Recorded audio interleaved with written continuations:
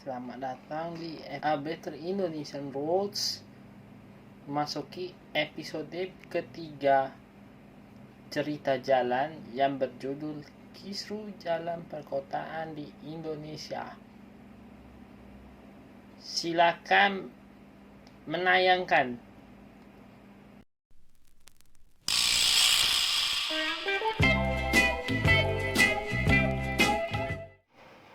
Saya tinggal di kota Jambi. Terdapat banyak jalan perkotaan, terutama jalan besar, sering mendapatkan konservasi dan perubahan. Namun, kebanyakan status jalan provinsi daripada jalan kota. Dan serta desain jalan lumayan tidak bagus karena adanya proyek pelebaran jalan tidak menentukan perubahan desain jalan yang tepat, melainkan pembangunan bahu jalan atau malah dijadikan jalur sepeda maupun jalur parkir secara gratis. Nah, marilah kita akan membahas dan meneliti jalan perkotaan di Indonesia saat ini adalah salah satu inti utama dalam merangkul isu-isu penting pada sebuah infrastruktur jalan dalam perkotaan dan transportasi jalan perkotaan di Indonesia yang harus menemukan solusi dengan tepat. Saatnya kita ke pembahasan.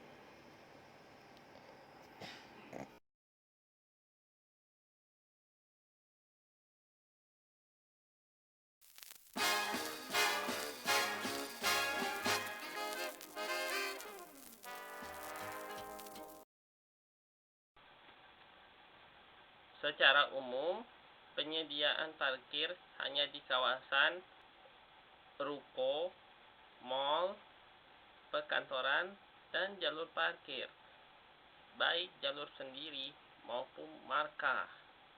Mayoritasnya berbayar untuk keperluan retribusi daerah. Namun, kehendakan masyarakat terhadap parkir adalah sembarangan pada jalan perkotaan karena kurang tertib terhadap penggunaan jalan perkotaan, menciptakan titik hambatan, terjadi pelanggaran, dan meningkatkan kepadatan lalu lintas. Sebenarnya, jalur sepeda adalah jalur khusus sepeda dengan tujuan utama: 1. Menciptakan jaringan jalur sepeda di sebuah kota. 2. Mengurangi beban kepadatan lalu lintas. 3. Lebih sehat dan lebih aktif daripada kendaraan bermotor. Dan keempat, dapat berfungsi dengan yang lain seperti ojek sepeda. Tapi, dibangun di jalan raya dapat menyebabkan penyempitan ruang lajur jalan secara permanen dengan berkemungkinan sebuah kendaraan berpotensi kecelakaan dan melambat jika melewati jalan dengan jalur sepeda pada ruang lajur yang sempit. Alih-alih membangun jalur sepeda di dalam trotoar atau pedestrian way. Apalagi jalur sepeda malah difungsikan sebagai jalur parkir pinggiran yang lebih tepat. Alih-alih tempat parkir disediakan masing-masing tempat. Sama dengan nasib desain jalan non-tol Indonesia saat ini. Keberadaan desain jalan perkotaan di Indonesia umumnya tidak begitu bagus dan modern karena penataan jalan perkotaan tidak optimis, ditinggalkan oleh adanya korupsi. Kesenjangan perkotaan jelas terlihat gak asing lagi, melainkan mirip seperti di jalan perkotaan sebuah negara di Asia Selatan dan Afrika. Sistem desain jalan dalam negeri untuk perkotaan hampir perubahan atau evolusi, tapi kayaknya usang. Permukaan jalan tidak merata, sudah bentuk jalan tidak seimbang, kualitas marka jalan memburuk, dan beserta ketidakwajibnya marka arah. Beberapa utilitas jalan, khususnya seusai pelebaran jalan, mengalami tumpang tindih, dan bahkan bentuk simpan jalan tidak berubah.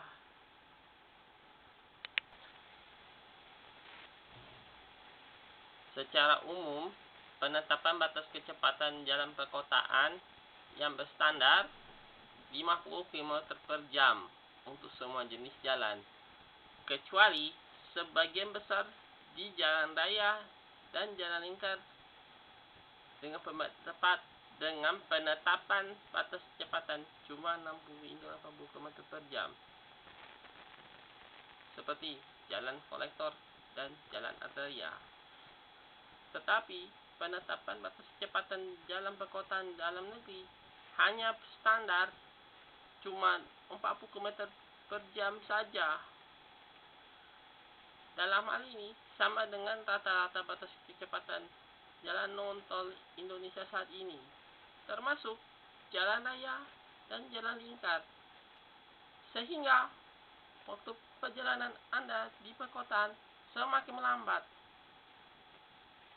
sama dengan waktu perjalanan di jalan non-tol Indonesia saat ini yang lebih tinggi dan lebih risiko daripada negara lain, disebabkan oleh tempat keramaian di kawasan bangunan maupun permukiman, tempat parkir di pinggir jalan, tempat lapak non permanen, seorang pengendara dengan laju kecepatan sangat lambat dan pelan, dan terakhir berpotensi meningkatkan kepadatan lalu lintas jika dibiarkan penetapan laju kecepatan rendah.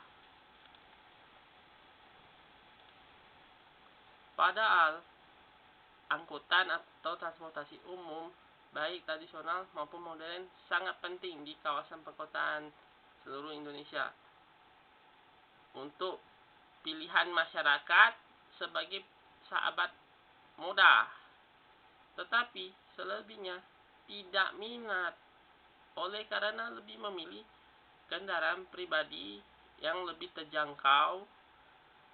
Transportasi online juga pilihan utama untuk pergi tujuan tempat di sebuah kota.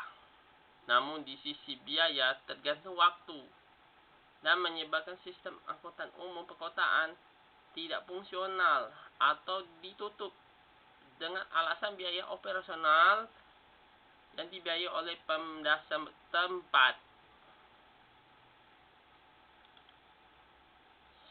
Sebenarnya, desain trotoar di jalan perkotaan adalah salah satu upaya menyediakan pejalan kaki yang ingin berjalan di sekitar jalanan dan lebih aman dibandingkan jalan raya. Tetapi, desain trotoar ini terlihat banyak kelemahan disebabkan oleh ketidakpuasan terhadap penggunaan pejalan kaki. Dan penyebabnya: 1. Ketinggian trotoar atau pejalan kaki melebihi standar dunia sekitar lebih dari 50 cm. 2. Buruknya pilihan permukaan trotoar atau pejalan kaki dapat merusak estetika. 3. Lebar trotoar atau pejalan kaki setara dengan lebar jalur tengah. 4. Tidak memiliki tempat peneduh, meskipun Indonesia adalah negara beriklim tropis. 5. Ketinggian trotoar cenderung berbeda. Dan 6. Sering dijadikan tempat jalur alternatif bagi pengendara sepeda motor. Seiring dengan perkembangan sebuah ruas jalan perkotaan, umumnya tidak mampu menampung lalu lintas yang normal atau stabil karena sebuah jalan di kawasan ini, yaitu permukiman, komersial, titik simpan jalan yang berkemungkinan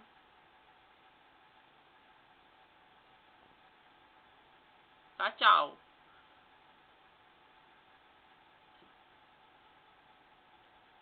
Yaitu jumlah bangunan bertambah banyak, titik persimpangan jalan jadi potensi kawasan kemacetan lalu lintas, jumlah kendaraan bermotor semakin banyak, titik hambatan banyak, dan bahkan titik aktivitas masyarakat semakin banyak.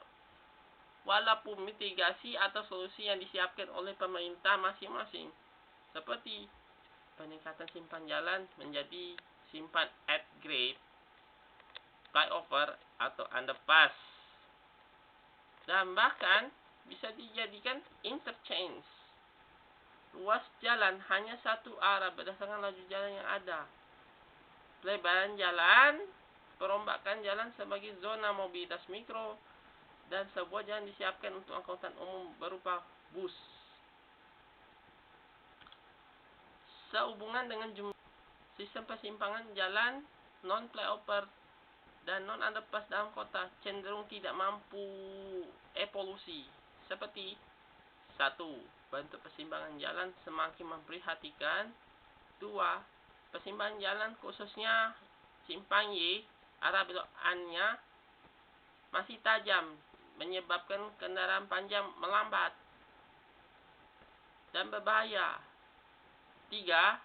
Khususnya bundaran cenderung membangun tugu atau patung, karena bangun tugu atau patung di bundaran adalah wajib di Indonesia. Dengan diameter yang kecil tapi berpotensi, wajib memasang tiang lampu lalu lintas. 4.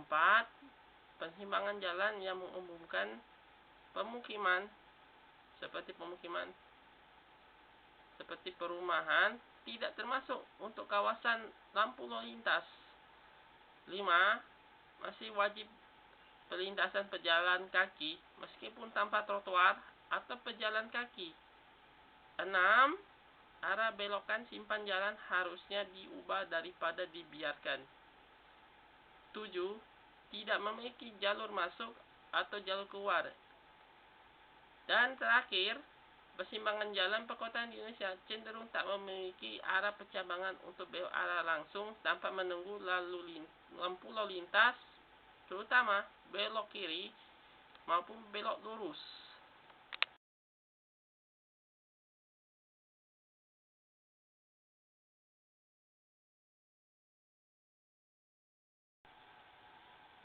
Setelah membahas masalah jalan perkotaan, kita akan mencari solusi desain jalan perkotaan Indonesia yang modern dan sempurna. Membutuhkan penenang lalu lintas, traffic calming, untuk menegakkan dan meningkatkan keselamatan jalan dalam kota. Desain jalan perkotaan harus lebih memadai, seperti alur dan bentuk jalan yang rapi, marka jalan dan marka arah harus dibutuhkan. Utilitas jalan tidak boleh tumpang tindih, dan lebar jalan harus seimbang. Simpan jalan non-flyover atau non-underpass berani evolusi. Memperkuat dukungan transportasi umum. Menetapkan batas kecepatan yang berstandar internasional, setidaknya 30 km per jam untuk permukiman, 40 km per jam untuk persimpangan jalan dan perumahan, 50 hingga 70 km per jam cocok untuk kawasan komersial, industri, bisnis, dan ruko. membangun jalur sepeda tidak lagi mengganggu ruang lajur jalan. Desain trotoar harus memadai. Mengubah cara lalu lintas Indonesia dapat diperlakukan dengan cara lalu lintas luar negeri, seperti belok lurus atau kiri dengan tanpa arah percabangan harus diikuti oleh lampu lalu lintas. Kotak kuning atau yellow box junction tidak boleh langsung lewat. Tata cara mengemudi lajur jalan tidak boleh sembarangan. Jumlah pengendara harus tertib daripada tidak tertib. Setelah di segmen solusi, kami akan menutupi tayangan video episode ketiga Kisru Jalan Perkotaan Indonesia. Jangan lupa subscribe ABIR atau Embected Indonesian Roads untuk memperbanyak subscriber. Terima kasih atas penayangan Anda dan nantikan di episode baru cerita jalan selanjutnya.